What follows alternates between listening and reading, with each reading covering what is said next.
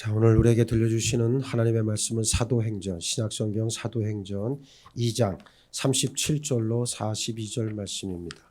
여러분 가지고 계시는 신약성경 190면에 나와 있습니다. 37절로 42절. 찾으셨어요? 네. 그럼 한 줄씩 교독합니다. 제가 먼저 봉독합니다.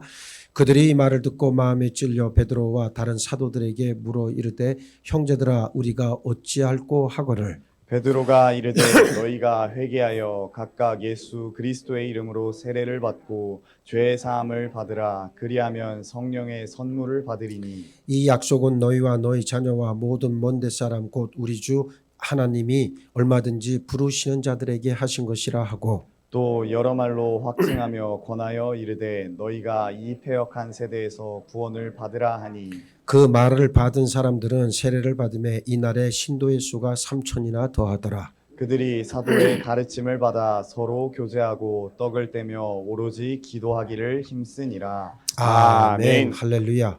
할렐루야. 자, 오늘은 이제 회복하라 두 번째 시간입니다. 회개하고 제사함 받자는 제목의 말씀입니다. 자, 우리가 지난 시간에 배웠던 것은 바로 무엇이겠습니까? 다른 사람을 용서하는 것과 그리고 다른 사람에 대한 나의 잘못에 대해 용서를 받는 일은 회개보다 우선해야 될 일입니다. 그래서 제가 첫 번째 순서로 해놓은 게 이해하고 용서하자. 그다음 두 번째 오늘 이 시간에 나오는 것은 바로 뭡니까?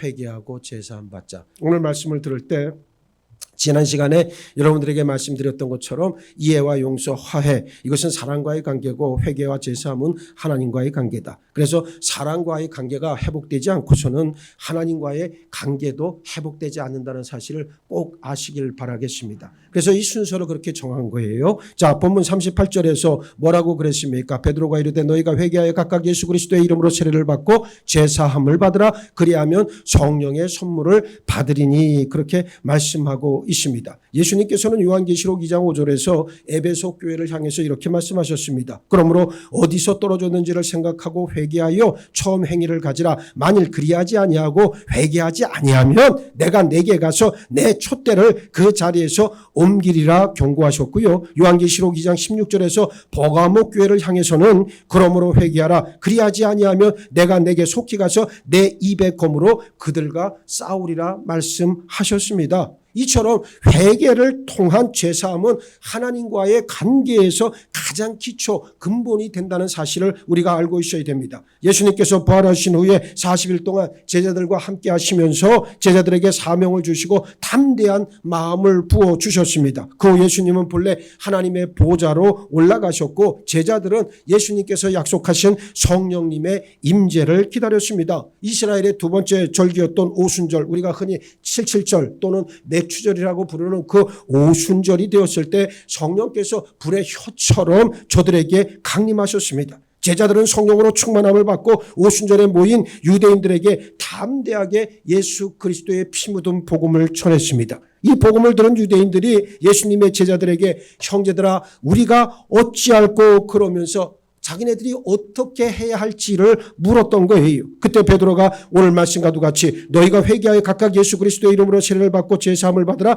그리하면 성령의 선물을 받으리니 그랬습니다. 이 약속은 너희와 너희 자녀와 모든 먼데 사람 곧 우리 주 하나님이 얼마든지 부르시는 자들에게 하신 것이라 그 길을 제시해 줬어요. 그리고 베드로는 너희가 이 패역한 세대에서 구원을 받으라 권면합니다. 그 결과 베드로의 권면을 듣고 회개하고 세례를 받은 사람 수가 몇 명이었다? 3,000명이나 되었다 말씀하고 있는 겁니다. 하나님의 자녀가 되는 첫걸음은 회개를 통한 제사함이라는 사실을 분명하게 하고 있는 말씀 아닙니까? 세례를 받았다는 것은 옛사람이 죽고 새사람을 입었다는 하나의 사인, 증표가 되어지는 거예요. 회개와 제사함을 통하지 않고는 구원받을 수 있는 길이 있다 없다? 없다는 사실입니다. 사도행전 4장 12절에서 다른 이로서는 구원을 받을 수 없나니 천하 사람 중에 구원을 받을 만한 다른 이름을 우리에게 주신 일이 없음이라 분명하게 말씀하고 있습니다. 자, 먼저 회개가 왜 중요합니까? 회개는 하나님의 자녀가 되는 첫 번째 관문이기 때문에 그렇습니다. 요한일서 1장 5절을 보시기 바랍니다. 우리가 그에게서 듣고 너에게 전하는 소식은 이것이니 곧 하나님은 빛이시라. 그에게는 어둠이 조금도 없으시다는 것이니라. 할렐루야.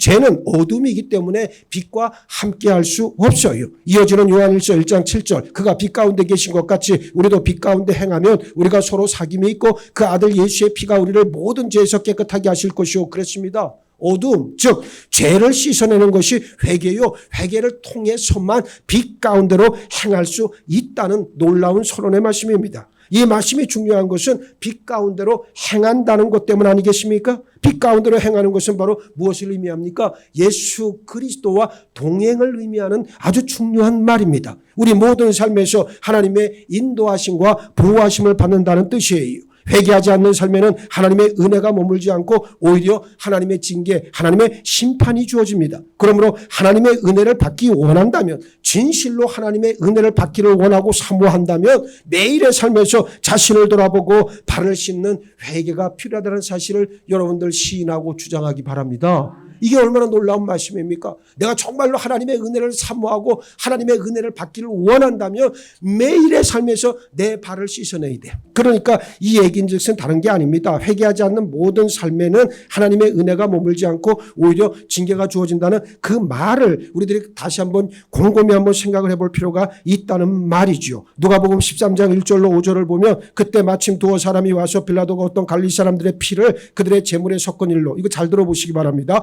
예수께 아뢰니 대답하여 이르시되 너희는 이 갈릴리 사람들이 이같이 해 받음으로 다른 모든 갈릴리 사람보다 죄가 더 있는 줄 아느냐? 너희에게 이르노니 아니라 너희도 만일 회개하지 아니하면 다 이와 같이 망하리라. 또 실로암에서 망대가 무너져 치어 죽은 18사람이 예루살렘에 거한 다른 모든 사람보다 죄가 더 있는 줄 아느냐? 너희에게 이르노니 아니라 너희도 만일 회개하지 아니하면 다 이와 같이 망하리라 말씀하셨습니다.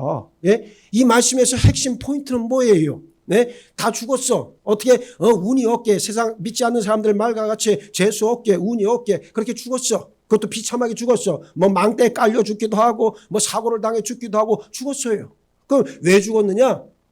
이유가 간단합니다. 죄가 많아서 죽었느냐? 아니라는 거예요. 죄는 똑같이 다 똑같은 죄인들입니다. 저나 여러분들이나 하나님 보시기엔 하나 차이 나지 않는 다 죄인들이요. 예? 그리고 여러분 얼마나 좋아요. 그렇죠? 여러분들하고 저하고 같은 동급 죄인들이요. 예. 나는 1급 아주 제일 죄질이 나쁜 사람. 여러분들은 나보다 더 훌륭한 분들이니까 조금 덜한 죄인들. 어찌 됐건 중요한 건 다 죄인들이요. 죄가 많아서 죽은 게 아니라 뭐 때문에 죽었다? 회개하지 않아서 죽었다는 거예요. 회개하지 않아서. 예? 여러분 회개하지 않아서 죽었다는 이 말씀을 여러분의 심령 가운데 새겨야 됩니다. 살해당한 갈릴리 사람들이나 실로암 망대가 무너져 죽은 사람들이 다른 사람들보다 죄가 많아 죽은 것이 아니라 회개하지 않았기 때문이다. 예수님은 분명하게 말씀합니다. 대단히 심각한 말씀 아닙니까? 이처럼 우리에게 회개라고 하는 것은 우리 영의 생명뿐만 아니라 육신의 삶에도 큰 영향을 끼친다는 사실이 특히 하나님의 사람들에게는 너무나도 확실한 말씀 아니겠습니까? 둘째, 하나님의 자녀가 되었음에도 또 회개해야 하는 문제에 대해서 우리가 생각을 해봐야 됩니다. 이미 하나님의 자녀가 되었다 할지라도 매일의 회개는 자신을 정결하게 하는 영적 청결제이기 때문에 잊지 않고 반드시 수행해야만 한다는 사실을 여러분들 꼭 기억을 하셔야 됩니다. 그 실례로 예수님께서 세상에서 마지막 유월절 식탁을 앞에 두시고 제자들의 발을 씻어주신 일을 들 수가 있는데 예수님께서 제자들의 발을 씻어주시면서 베드로에게 이르렀을 때 베드로는 죄송스러운 마음에 선생님이 자기 발을 씻겨준다는 그 사실 때문에 뭐라 그럽니까? 내 발을 절대로 씻지 못하시리이다 거부했어요. 그때 예수님께서 내가 너를 씻어주지 아니하면 네가 나와 상관이 없다 하시니까 베드로가 그제서야 주여 내 발뿐 아니라 손과 머리도 씻어 주옵소서 그렇게 이야기하잖아요. 예수님께서는 그래서 말씀을 하시죠. 뭐라 그러십니까? 이미 목욕한 자는 발밖에 씻을 필요가 없다. 온몸이 깨끗하기 때문이다. 말씀해 주셨습니다. 그리스도인의 매일 회개의 필요성을 가르치신 정말로 놀라운 말씀입니다. 이미 목욕한 자라고 하는 말씀은 회개해서 죄사함을 받은 자라고 하는 뜻입니다. 이 첫 번째 죄사함은 원죄에 대한 죄사함을 말해요. 원죄란 아담으로부터 이어져 내려온 죄를 말합니다. 예수 그리스도께서 이루신 속죄를 믿어 죄사함을 받은 사람에게는 이 원죄가 씻겨져 거듭나는 은혜가 주어졌어요. 그래서 우리는 성령 세례를 받은 거예요. 이제 하나님의 자녀가 되었습니다. 하나님의 나라를 유업으로 얻을 상속자의 신분을 얻었다는 그러한 말입니다. 그러니까 이 죄는 이미 다 사해진 겁니다. 예수 그리스도께서 이루신 속죄를 믿어서 제사함을 받은 사람에게는 이 원죄가 씻겨졌다는 사실을 우리가 잘 알고 있잖아요. 그러나 원죄는 씻어졌으나 매일 삶에서 짓는 죄까지 없어지지는 않습니다. 그래서 예수님께서는 발밖에 씻을 필요가 없다 말씀하신 거예요. 이 매일의 죄를 우리가 흔히 다른 말로 자범죄라고 이야기하지 않습니까? 발을 씻는다는 것은 이 자범죄를 씻는다는 것을 의미합니다. 다윗은 시편 19편 13절에서 또 주의 종에게 고의로 죄를 짓지 말게 하사 그 죄가 나를 주장하지 못하게 하소서 간구했습니다. 우리가 하나님의 사람이 되었지만 세상에 살면서 매일 마음으로 입술로 행동으로 하나님의 뜻을 어기고 불순종의 죄를 끊임없이 저지르고 있다는 것 우리가 잘 알고 있습니다. 이 죄를 씻어내는 것을 예수님께서는 발을 씻는 것으로 표현하셨다. 예. 그래서 매일의 회개가 필요한 거예요. 그래서 여러분들이 잠자기 전에 아니면 새벽에 나왔을 때 여러분들이 부르짖어 기도하라고 하는 이야기가 바로 이 얘기를 하는 거예요. 여러분들이 회개를 거치지 않고 십자가 능력과 은혜를 힘입을 일이 없고 매일의 삶에서 나의 자신을 돌아보지 않는다면 그 사람은 영 발전적인 사람이 될 가능성이 없기 때문입니다. 우리는 하나님 안에서 계속해서 자라가야 될 사람들이요. 아이 목사님 제가 다 자랐는데요. 뭘 다 자라요? 안 자랐어요. 우리는 육신을 벗을 때까지 자랍니다. 이게 하나님께서 명하신 영의 성장요, 영의 성숙입니다. 그러니까 어쩔 수 없이 우리 끊임없이 자라가야 되는데 어떻게 자라갈 수 있습니까? 매일 회개함으로. 그래서 회개의 가장 근본은 무엇이냐? 자기 자신을 보는 일이요. 자기 자신을 유심히 들여다볼 수 있어야 돼. 그 눈이 열려야 된다는 거예요. 예? 자기 자신을 들여다보면 정말 아무것도 아니라는 것을 금방 알 수가 있어요. 그런데 이걸 보질 못하기 때문에 눈에 뭐가 딱 끼어가지고 나이가 들면 우리가 뭐 백내장도 걸리고 그러잖아요. 마치 눈에 뭐가 낀 거예요. 끼니까 자기 자신을 못 보는 거예요. 못 보니까 지가 제일 잘난 줄 알고 지가 최고인 줄 알고 그렇게 교만을 떨고 살아가는 거예요. 이게 얼마나 웃긴 일입니까? 그러니까 그 교만 때문에 관계가 틀어지고 교만 때문에 믿음이 자라지 못하고 교만 때문에 하나님을 못 만나고 교만 때문에 말씀을 듣지 못하고 교만 때문에 성령을 받지 못하는 거잖아요. 그러니 간단한 거예요. 모든 그래서 죄악의 근본은 사실 교만이 그 안에는 자리 잡고 있다는 사실이에요. 이 사실을 우리가 인정을 해야 돼요. 그래야 자기 자신을 들여다볼 때 드디어 회개의 필요성, 회개의 절감을 할 수가 있게 된다는 그러한 사실입니다. 셋째, 그러면 어떻게 회개해야 합니까? 자, 우리나라 초기 기독교 역사에서 대부흥운동으로 기록된 평양 대부흥운동은 사실은 1903년 원산 부흥 운동에서부터 비롯된 운동이었죠. 이 원산 부흥이 일어났던 시기는 1903년에서 1906년까지였는데 한국에서 개신교 선교가 이제 시작된 지 한 20여 년 정도 지났고 기대했던 선교 결과가 나타나지 않은 그런 어떤 좀 암울한 그런 어떤 정서들이 있던 그런 시기입니다. 그리고 1900년 중국에서 일어났던 그 의회화단 사건 여파로 선교사 배척 분위기가 이제 막 한국 땅에서도 스멀스멀 막 피어오르던 그러한 시기입니다. 그래서 선교사들에 대한 어떤 실망과 그다음에 또 저들에 대한 배척의 그 정서가 조금씩 우리들 안에서 우리도 모르는 사이에 막 이제 싹틀던 그러한 시대죠. 그리고 또 우리나라에서는 구한말 이제 구한말 시기니까 대한제국 그 시기 아닙니까? 그때 1901년에 대기근 이후에 경제적인 파탄이 아주 심각한 수준에 이르렀고 더더구나 이제 1904년에 러일 전쟁을 앞두고서 정치적인 불안도 가중되던 그러니까 대내적으로 대외적으로 굉장히 불안하고 오수선하던 바로 그러한 상황이었습니다. 정치 사회적인 불안과 그다음에 신앙적 위기가 점증되던 시기에 원산에서 부흥운동이 일어났는데 자, 선교사들이 먼저 회개를 시작을 했고 선교사 사경회를 마친 다음에 주일 예배 때 난감리교 선교사였던 하디라고 하는 선교사가 조선인 회중 앞 그다음에 많은 선교사 당시 원산 지역을 중심으로 선교 활동을 펼치던 선교사 그 가족들 앞에서 자신의 교만과 실수를 공개적으로 자복했어요. 예. 공개적으로 자복했는데 그중에 대표적인 예가 뭐냐면 나는 조선 사람을 업신여겼다. 예. 업신여겼다 그랬어요.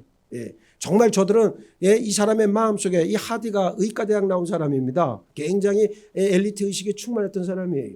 그러니까 와서 보니까 조선 사람들 보니까 행색이 어떻습니까? 예? 조선 사람 행색을 보니까 뭐 다 시커멓고 씻지는 않아서 뭐 씻질 않았겠죠. 뭐 머리는 상도를 들었는데 안에 막 이 석회 뭐 그냥 온갖 모든 생물들 같이 공생을 하고 있고 그렇잖아요.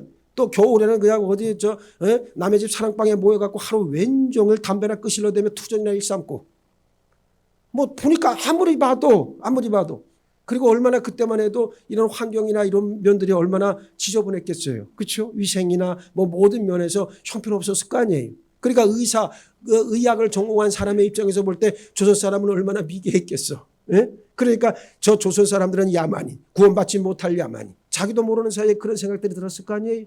그러니까 조선 사람을 업신 여겼던 그 마음을 공개적으로 거기서 자복을 했다니까. 예? 그러니까 깜짝들 놀란 거예요. 그 안에 있던 회중들이 깜짝 놀랐어요. 야, 어떻게 선교사 입에서 저런 자복의 역사가 나타나는가? 예? 그러면서 그것이 기화점이 돼가지고 어떻게 됐습니까? 회개의 본이 돼서 한국교회에 대대적인 회개 운동이 일어났고요. 교회 부흥의 도화선이 되었습니다. 오늘 본문에 나오는 초대교회 시작도 회개를 통한 제3의 결과였다는 사실을 우리는 부인할 수 없습니다. 초대교회가 왜 부흥했습니까? 회개의 역사가 있었기 때문이요. 예? 이 사실을 시인하면 됩니다. 오늘날 우리 교회 예수원교회 부흥을 원하십니까? 하나님의 거룩한 부흥을 원하세요? 그러면 간단합니다. 회개하면 됩니다. 내가 볼 때 아직 회개가 터지진 않았지만 여러분들 속에서 회개가 터지진 않았지만 누군가 십자가를 져야 돼요. 누군가 십자가를 지고 자기가 먼저 회개의 본을 보여야 됩니다. 예? 이 본을 보여야 되는데 아직도 그런 사람이 안 나타난다는 게 내 마음이 아파. 예? 그럼 여러분 보시라고. 회개가 터져 나와야 결국은 마치 회개는 전염병과 똑같습니다. 한 사람이 진실한 회개를 하면 그 여파가 주변을 싹 물들입니다. 같이 회개하게 되고요. 그 회개는 진실한 회개거든. 하나님이 받으실 만한 회개거든. 세상이 정말 경천동지할 그런 회개란 말이에요. 그런 회개가 터지기 시작하면 하나님께서 엄청난 부흥의 역사를 우리에게 물붓듯 부어주신단 말이에요. 예? 근데 여러분들 회개 못하잖아. 예? 안 하잖아. 뭔가 하나씩 꼭꼭 숨겨두고서 이걸 꺼내놓지 않잖아. 그러면 안 돼요. 하나님 앞에 회개하세요. 누구한테 회개하는 게 아니라 사람한테 하는 게 아니라 하나님 앞에 정직하게 대면을 하시라고. 그리고 하나님 앞에 해결을 받으셔야 됩니다. 그래야 하나님께서 우리에게 부흥의 사명을 주신다는 말입니다. 오늘 설교 제목이 회복하라 두 번째 시간 아닙니까? 그게 회복의 기회가 된다는 그러한 말씀입니다. 그럼 어떻게 회개해야 합니까? 누가복음 3장 7절로 14절에 그 답이 나와 있는데 잘 들어보시기 바랍니다. 요한이 세례받으러 나오는 무리에게 이르되 독사의 자식들아 누가 너에게 일러 장차 올 진노를 피하라 하더냐. 그러므로 회개에 합당한 열매를 맺고 속으로 아브라함이 우리 조상이라 말하지 말라. 내가 너에게 이르노니 하나님이 능히 이 돌들로도 아브라함이 자손이 되게 하시리라. 이미 도끼가 나무 뿌리에 놓였으니 좋은 열매 맺지 아니하는 나무마다 찍혀 불에 던져지리라. 무리가 물어 이르되 그러면 우리가 무엇을 하리까? 대답하여 이르되 옷 두 벌 있는 자는 옷 없는 자에게 나눠줄 것이요 먹을 것이 있는 자도 그렇게 할 것이니라 하고 세리들도 세례를 받고자 하여 와서 이르되 선생이여 우리는 무엇을 하리까 하매 이르되 부과된 것 외에는 거두지 말라 하고 군인들도 물어 이르되 우리는 무엇을 하리까 하매 이르되 사람에게서 강탈하지 말며 거짓으로 고발하지 말고 받는 급료를 족한 줄로 알라 하니라. 이게 회개요. 이게 어떻게 회개하라? 삶의 패턴을 바꾸라. 예? 말로만 여러분의 혓바닥으로만 믿습니다 회개합니다가 아니고 내 삶의 양태를 바꾸라. 삶의 패턴, 내가 그동안 왔던 그 삶의 패턴을 어떻게 하라는 거예요? 바꾸라는 거예요. 다른 것 없습니다. 회개 거창하게 생각할 거 없습니다. 여러분들이 정직하게 하나님 앞에 나와 하나님 앞에 실토하고 자백하고 그대로 있는 내 속에 있는 것들을 다 드러내고 그 다음에 내 삶을 바꾸면 돼. 거짓말하던 자가 거짓말하지 않고 그리고 천박했던 자가 좀 진중해지고 품격이 없던 자가 품격이 있으면 되는 거예요. 간단하잖아요. 이게 그렇게 어려운 문제가 아니에요. 그런데 많은 사람들은 그저 말씀만 듣기를 원할 뿐이지 듣고 흘려보내. 그래서 우의독경이란 말을 쓰는 어떤 분이 계시던데 나한테 세기의 경읽기다. 뭐 맞아요. 아무리 얘기하면 뭐합니까? 내일 되면 또 다 까먹을 텐데. 듣지도 않을 뿐더러 삶도 바꾸질 않단 말이에요. 이게. 이거는 하나님의 자녀가 아니야. 세상의 자녀입니다. 이런 사람들은 교회 안 나와도 괜찮아요. 사실은. 왜? 여러분들의 귀만 즐거우라고 와서 말씀을 드리라는 게 아니고 말씀을 들었으면 그 말씀대로 아멘으로 순복하고 여러분의 삶을 바꾸며 사는 겁니다. 그러면 하나님께서 대단히 기뻐하실 일이 될 거다. 그렇게 성경은 우리에게 약속을 해 주시는 겁니다. 말씀은 뭡니까? 자신의 삶의 자리에서 정직하고 성실하게 행하라고 하는 요지가 아까 제가 읽어드렸던 누가복음 3장 7절로 14절에 있는 말씀입니다. 마음의 생각 또는 입으로만 하는 회개가 아닙니다. 회개는 반드시 삶과 생활을 동반해야 한다는 사실을 유념하시길 바라겠습니다. 그 신뢰를 예수님께서 세리장 삭개오의 집을 방문했을 때 보여주셨어요. 예수님께서 삭개오의 집을 방문했을 때 삭개오는 자신이 회개한 표시로 재산을 내어놓았습니다. 삭개오가 서서 주께 여짜오되 주여 보시옵소서 내 소유의 절반을 가난한 자들에게 주겠사오며 만일 누구의 것을 속여 빼앗은 일이 있으면 내 가축이나 갖겠나이다. 예수께서 이르시되 오늘 구원이 이 집에 이르렀으니 이 사람도 아브라함의 자손이미로다 그랬습니다. 이렇게 삶을 생활을 동반하는 진정한 회개를 하나님께서는 기꺼이 받아주시고 우리 삶을 회복시키시고 은혜 위에 은혜를 더해 주실 줄 믿습니다. 말씀 정리하겠습니다. 로마 신화에 나오는 제우스의 아들 가운데 제우스의 아들이 여러 명 있었죠. 근데 그중에 카이로스라고 하는 아들이 있었습니다. 우리가 기회의 신이라고 얘기를 하고 또 우리가 시간을 말할 때 카이로스라고 하는 말을 쓰잖아요. 자, 이 기회의 신이라고 불리는 이 카이로스의 조각상을 보면 어떻게 생겼냐면 앞머리는 머리숱이 아주 무성합니다. 그런데 뒷머리가 있어요, 없어요? 뒷머리가 없습니다. 뒷머리는 대머리고요. 왼손에는 저울을 들고 있고요. 발에는 작은 날개가 달려 있습니다. 우스꽝스러운 모습인데 앞머리가 많은 이유는 왜 그러냐면 사람들이 누군지 금방 알지 못하게 하고 머리가 많으니까 앞으로 이렇게 가리면 얼굴이 잘 안 보일 거 아니에요. 그래서 사람들이 누군지 잘 모르게 하기 위하고 그다음에 또 머리가 이렇게 앞이 풍성한 이유는 무성한 이유는 쉽게 잡을 수 있도록 여자들이 왜 싸우면 머리끄댕이를 잡잖아요. 그렇죠? 머리끄댕이를 왜 잡아요? 잡을 게 많아서 그래. 여자들이 머리를 싹 밀고 다녀봐요. 머리 붙잡고 싸울 일이 없을 거 아니에요. 근데 여자들이 머리끄댕이 하는 이유는 머리가 길기 때문이요. 근데 이 카이로스가 그래요. 앞머리가 무성합니다. 그런데 뒷머리는 대머리요. 근데 어떻다? 뒷머리는 잡을 수 있다 없다? 없다는 얘기예요.